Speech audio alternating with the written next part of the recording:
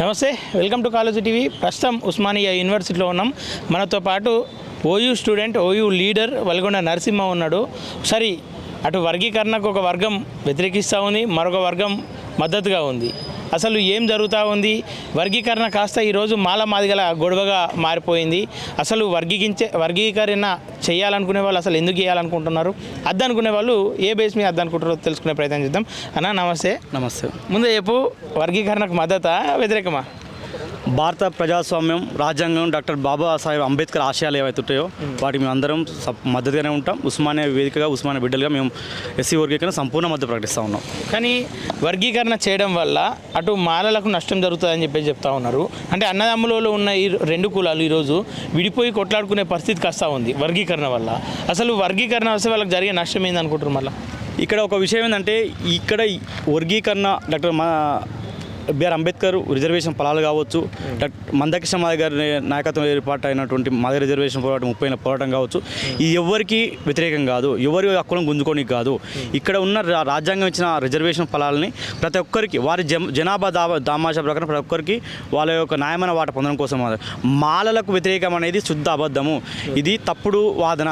ఎందుకంటే ఇది మాలకు కాదు, మాలలో కొద్దిమంది ఎవరైతే అనుభవిస్తున్నారో, ఉదాహరణ తీసుకోండి, వెంకటస్వామి గారి కుటుంబము, గడ్డం వెంకటస్వామి గారి కుటుంబము, ఇలా ఆయన ఒక స్వాతంత్ర పూర్వం నుంచి మొదలుకొని ఇప్పటి వరకు కూడా ఫలాలను 3 తరాలు కొడుకులు మంత్రులు అయ్యారు, ఎమ్మెల్యే అయ్యారు. ఇలా మనవడు మాతోటి ఏజా గ్రూప్ అతను కూడా ఈరోజు ఎంపీగా అయి ఉన్నాడు. వాళ్ళు బిజినెస్ మ్యాన్లో ఎదిగి ఉన్నారు. ఇలా రిజర్వేషన్ ఫలాలు ఓళ్ళకి అందాలి. ఇలా అట్టడుగున ఉన్న సామాజిక న్యాయ స్ఫూర్తి ఏంది, అంబేద్కర్ స్ఫూర్తి ఏంది, అట్టడుగున ఉన్న చెందిన వాని హక్కులు పోయినప్పుడే రిజర్వేషన్ ఫలాలు అందిన వాళ్ళకే కదా ఈరోజు ఒక సామాజిక న్యాయానికి రిజర్వేషన్ ఒక సార్థకత ఉంటుంది. దాని కాకుండా ఎవరైతే ఈ మాలో కొద్దిమంది ఎదిగిన వాళ్ళు ఉన్నారో వాళ్ళు మాత్రమే ఈరోజు మన మన స్వర్గీయ గద్దర్ గారు కావచ్చు, కాకి మాధవరావు కావచ్చు, చాలామంది బుద్ధ తారకం లాంటి అందరూ కూడా ఏదో వేదికల మీద ఈ వర్గీకరణకు మద్దతు తెలిపిన వాళ్ళే. కానీ ఇక కృత్రిమంగా ఈ వర్గీకరణ ఫలాల వల్ల వాళ్ళకు వాసన చెప్పాలంటే సామాన్య మాల కూడా హక్కులు చెందని చెప్తున్నాము. ఇవాళ ఒక సామాన్య మాల ఇలా ఒకే కుటుంబంలో ఎంపీ అయ్యారు, ఎమ్మెల్యే అయ్యారు, మంత్రులు అవుతున్నారు. మరి వాళ్ళు వదులుకుంటే ఇలా ఒక ఎమ్మెల్యే, ఎంపీ, మంత్రి వాళ్ళు అయ్యేవాళ్ళు కదా. ఇలా అన్ని ఒకే కుటుంబం అందించాలి. ఇలా అంబేద్కర్ స్ఫూర్తి ఇది కాదు కదా, రాజ్యాంగ స్ఫూర్తి ఇది కాదు కదా. ఇలా ఇలా ఇలా మాదిగల పోరాటం కావచ్చు, సామాన్య ఓలు మన అక్కడ ఉన్న డక్కలి చిందు మాస్టి కావచ్చు, ఇలా నేతకాని వారు కావచ్చు, వీళ్ళందరూ ఏమో ఇలా మాల ఉపకులమైన నేతకాని సామాజిక వర్గం కూడా వాళ్ళు డిమాండ్ చేస్తూ ఉన్నారు. మా హక్కులు మొత్తం మీరే దోసుకుంటున్నారు. ఉత్తర తెలంగాణ తీసుకోండి, ఆదిలాబాదు, నిజామాబాద్, కరీంనగర్ లాంటి ప్రాంతాల్లో నేతకాని సామాజిక వర్గం ఉన్నది. కానీ ఇలా ఒక్క ఎమ్మెల్యే కూడా ఉన్నారు. ఇలా వాళ్ళ హక్కులను దోసుకొని ఇలా ఎమ్మెల్యే అయ్యారు, 2 ఎమ్మెల్యే అయ్యారు ఒక కుటుంబంలో, ఎంపీ అయ్యారు. కానీ కృత్రిమ ఉద్యమాలు నిలబడతాయా? ఇలా సమాజం మద్దతు మీకు ఉన్నదా? లేదు కదా. ఇలాంటి ఉద్యమాలు చేయకండి. వైషమ్యాలు. ఇంకో విషయం చెప్తా ఉన్నాం, ఇవాళ ఏ కులానికి ఆ కులం ఒక విడదీయబడే ఉన్నది. ఆనాడు సామాజిక వ్యవస్థ కావచ్చు, ఈరోజు కావచ్చు. కానీ ఎక్కడ కూడా అన్నదమ్ముల మాల మాదిగా లేరు. ఎక్కడ 1000 మందికి ఉన్నారా వీళ్ళు? కంచం పొత్తు కానీ మంచం పొత్తు ఉన్నదే లేదు. అంబేద్కర్ బిడ్డలుగా, దళితులుగా, ఇలా బీసీలలో అయితే ఎలాగైతే వివిధ రకాల కులాలు ఉన్నాయో అదే రకంగా కూడా ఈరోజు మా ఎస్సీలలో 59 కులాలు ఏ కులం ఆ కులమే. ఏ కులానికి ఏ కులము ఆ కులం ప్రత్యేకంగా ఉంది. కానీ ఆయా కులాల మధ్య పెళ్లి వివాహ బంధాలు కావచ్చు, లేదా ఇంకా సంస్థలు ఎక్కడ లేవు. ఇలా అదంతా శుద్ధ అబద్ధం. ఓకే, కానీ మాలలో ఏమంటా ఉన్నారంటే క్రిమి లేయర్ పద్ధతి వల్ల ఏవైతే మన రిజర్వేషన్ పూర్తిగా హతమార్చే ప్రయత్నం బీజేపీ చేస్తూ ఉంది. బీజేపీ చేస్తున్న కుట్రలో భాగంగా మందకృష్ణ అలా పావుగా ఆడుతూ ఉన్నాడు. మాదిగలకు కూడా మోసం చేసే ప్రయత్నం చేస్తూ ఉండని చెప్పి చెప్తా ఉన్నాడు. ఈడ మందకృష్ణ మాదిగ గారు బీజేపీ అనే ప్రభుత్వం ఇప్పుడు ఈరోజు వచ్చింది. మందకృష్ణ మాదిగ పోరాటం ఎప్పుడు స్టార్ట్ అయింది? 30 ఏళ్ళ కింద పోరాటం ఇది. మందకృష్ణ మాదిగ గారితో పాటు ఎంతోమంది ఆ రోజు ఉద్యమంలో ఉన్నారు. ఈ ప్రయాణంలో ఎంతోమంది మేధావులు, విద్యార్థులు పోరాటం ఉన్నారు, అందరూ ఉంది. కానీ నాయకత్వం మందకృష్ణ మాదిగ గారి భుజాల మీద తుపాకి పెట్టి కాల్చాలంటే మాత్రం ఈ మాల నాయకులు కావచ్చు, సోకాళ్ళు మనవాదనం మెత్తుకున్న నాయకులు కావచ్చు. ఇక్కడ క్రిమిలేయర్ అనేది కంపల్సరీ కావాల్సిందే. ఈరోజు మొదటి తరంగా మేము ఉన్న వాళ్ళందరము ఇవాళ ఒకరోజు గ్రూప్ 1 ఎంప్లాయీగా, సివిల్ సర్వెంట్గా ఉన్న వాళ్ళే, రాజకీయ వాటా వాళ్ళే ఉంటున్నారు, మెడిసిన్ సీట్లు వాళ్ళే, నెట్ లాంటి లేకపోతే మెడిసిన్ ఐఐటీలలో వాళ్ళు ఉంటున్నారు. ఇలా సామాన్య గ్రామీణ ప్రాంతాల మొదటి తరం విద్యార్థులు మేము ఉంటున్నామా, ఉండరు సివిల్ సర్వెంట్లు మేము ఉంటున్నామా. ఎవరైతే ఉద్యోగస్తులు చేశారో, ఓరు సివిల్ సర్వెంట్ అయ్యారో, ఓరు రాజకీయ నాయకులు అయ్యారో వాళ్ళే ఇలా అత్యున్నత పోస్టుల్లో వాళ్ళే ఉంటున్నారు, బిజినెస్ మ్యాన్లు వాళ్ళే ఉంటున్నారు. మరి సామాన్యం ఎప్పుడు పోవాలి? క్రిమినల్ కంపల్సరీ కావాల్సిందని మేము డిమాండ్ చేస్తాం. ఉస్మానియా యూనివర్సిటీ పొలిటికల్ స్కాలర్గా, ఒక స్టూడెంట్ నాయకుడు చెప్తా ఉన్నాను, ఖచ్చితంగా క్రిమినల్ కావాల్సింది. ఈ ఉద్యమాలు రాకముందుకే ఈ ప్రభుత్వాలు వీళ్ళందరూ కూడా మేలుకొని క్రిమినల్ ప్రస్థానం తీసుకురావాలని చెప్పి మేము డిమాండ్ చేస్తూ ఉన్నాం. కానీ ఈరోజు మందకృష్ణ మాదిగను మాలసింహ గర్జనలో భాగంగా అనేక మాటలు అన్నారు. వీళ్ళు కేవలం మందకృష్ణ మాదిగ ఒక్కటి చేస్తుంటే మాది వాళ్ళందరూ కూడా నష్టపోతూ ఉన్నారని చెప్పి చెప్తా ఉన్నారు. ఒక ఓయూ స్టూడెంట్గా, పిహెచ్డి స్కాలర్గా ఏం చెప్పదలుచుకున్నారు దానిపైన? వాళ్ళ వాదన చూస్తే వింతగా ఉంది, బాధాకరంగా ఉంది. ఎందుకంటే ఆనాడు ఎంతోమంది ఆనాడు పాపం ఊరు తిరిగి అందరిని పట్టుకొని వచ్చారు వాళ్ళు. ఆ వచ్చిన సామాన్య మానలకు ఏం సమాధానం చెప్పలేక ఏదో సరిపల్లి రాజేష్ అంటోడు ఇక్కడ కామ్లే దిగంబర్ కామ్లే పేరు ఉన్న అతను కావచ్చు, ఈయన రంజర్ రాజేష్ కావచ్చు. ఎస్ఎస్డి అంటే ఏంది, సమతా సైనిక దళ అనేది అంబేద్కర్ మానస పుత్రిక అంబేద్కర్ పెట్టిన సంఘము. ఇలా మానవాదానికి సొంత ఒక అంబేద్కర్ గొప్ప సంఘాన్ని ఆ కింద ఒక రాజకీయ నాయకుల కింద ఒక సెక్యూరిటీ గార్డ్గా మార్చే దుస్థితి లేదు. ఇలా అంశాలు చెప్పు, నువ్వు ఏం చెప్పాలనుకున్నావు మాల సింహ గర్జన పెట్టుకోలేదు. ఏ కులం ఆ కులం సభలు పెట్టుకోవాలి, చైతన్యం చేసుకోవాలి, తప్పలేదు. కానీ అక్కడ నువ్వు అంశాలు వర్గీకరణ ఏం నష్టం జరుగుతుంది, లేకపోతే మందకృష్ణ మాదిగ వాళ్ళు ఏం నష్టం జరుగుతుంది, ఈ ప్రభుత్వాలు ఏమన్యాయం చేస్తున్నాయి, అక్కడ మీరు ప్రమోట్ చేసిన మా వెంకటస్వామి గారు వివేక్ వెంకటస్వామి గారు ఈ వర్గాలకి కోసం ఏం చేశారు. నేను స్వయంగా మందకృష్ణ మాదిగ నాయకత్వంలో అప్పుడు ఎంఎస్లో పనిచేసినప్పుడు ఇదే వాళ్ళకి వివేక్ వెంకటస్వామి వాళ్ళ బావ శంకర్రావు గారిని ఆ రోజు ప్రభుత్వం మంత్రి పదవి తీసేస్తే ముషిరాబాద్ నుంచి మేము ఎక్కడి వరకు ఎన్టీఆర్ నగర్ వరకు పాదయాత్ర చేశాం, ఆయన పాలాభిషేకం చేశాం. ఎందుకు ఒక అన్యాయం జరిగింది, మా సోదర కులం వ్యక్తికి అని చెప్పి అన్యాయం జరిగింది ఒక ప్రభుత్వం నుంచి అని చెప్పి అవమానపడ్డా అని చెప్పి భుజాన్ని ఎత్తుకొని చేశాం. గీతారెడ్డి విషయంలో కావచ్చు, చాలామంది విషయాలు మేము పోరాటాలు ఉన్నాం. కానీ ఇక్కడ కుట్రపూరితం ఇదంతా ఏం లేదు. మందకృష్ణ మాదిగని తిట్టాల్సిన అవసరం ఏముంది అక్కడ? మీరు మందకృష్ణ మాదిగకి అన్యాయం చేస్తున్నారు, వర్గీకరణకి అన్యాయం జరుగుతుంది అని చెప్పవచ్చు కదా. చెప్పారు, ఒక్కరని చెప్పిరా?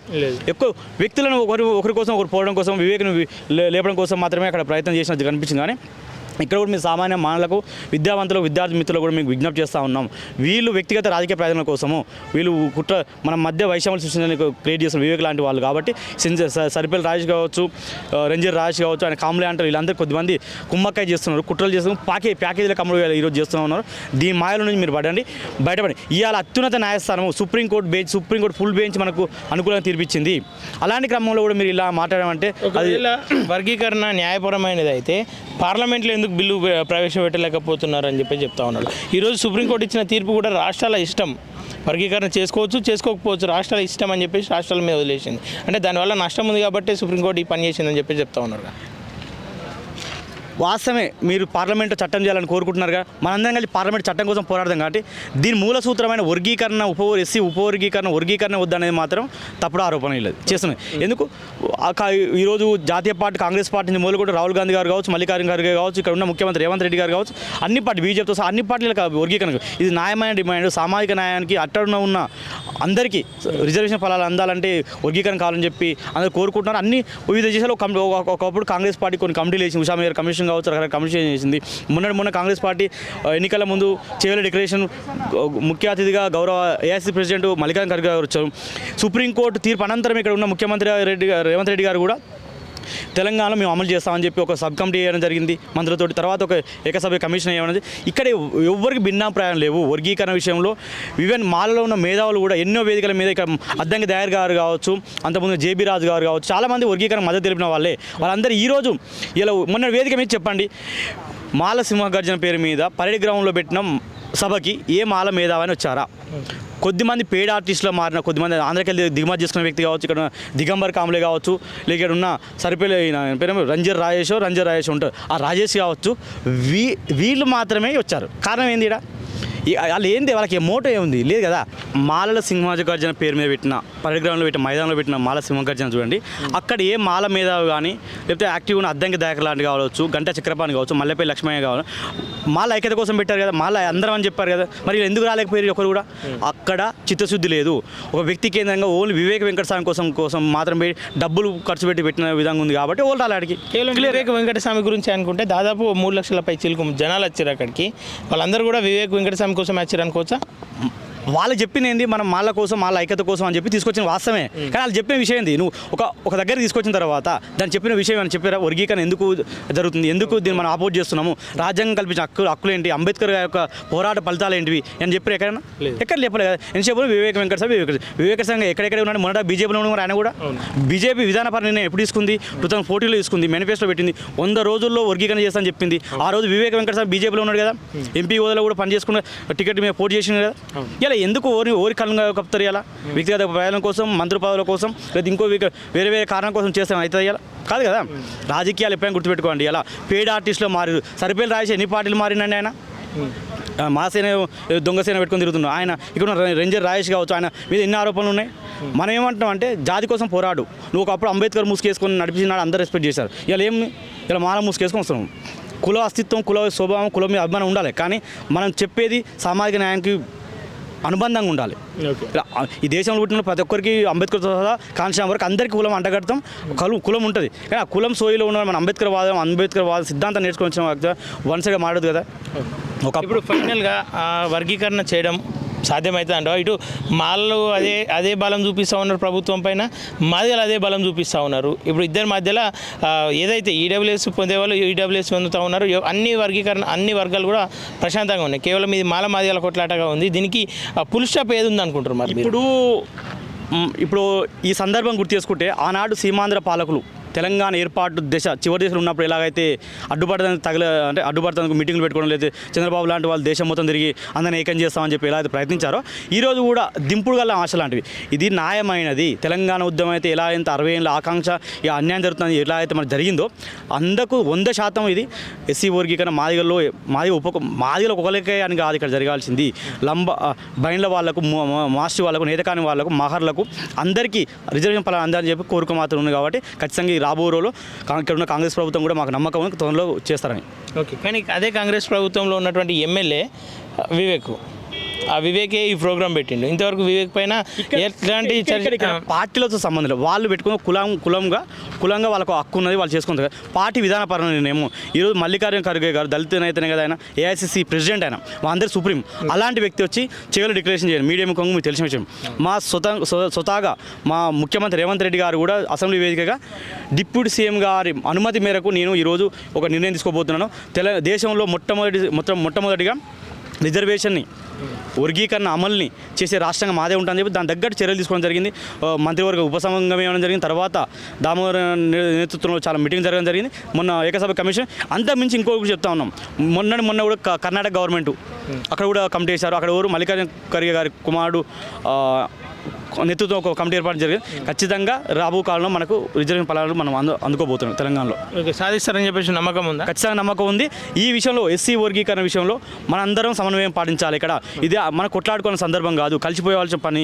కాకపోతే కొద్దిమంది కుట్రదారులు కుట్ర పన్నుతున్నారు. కాబట్టి దీన్ని మేలుకొని చైతన్యవంతమైన మాల యువత కావచ్చు, మాది యువత కావచ్చు, ఎవరు వ్యక్తిగత విమర్శలకు దూషణకు పోవద్దని మేము యుద్ధం చేస్తూ ఉన్నాం.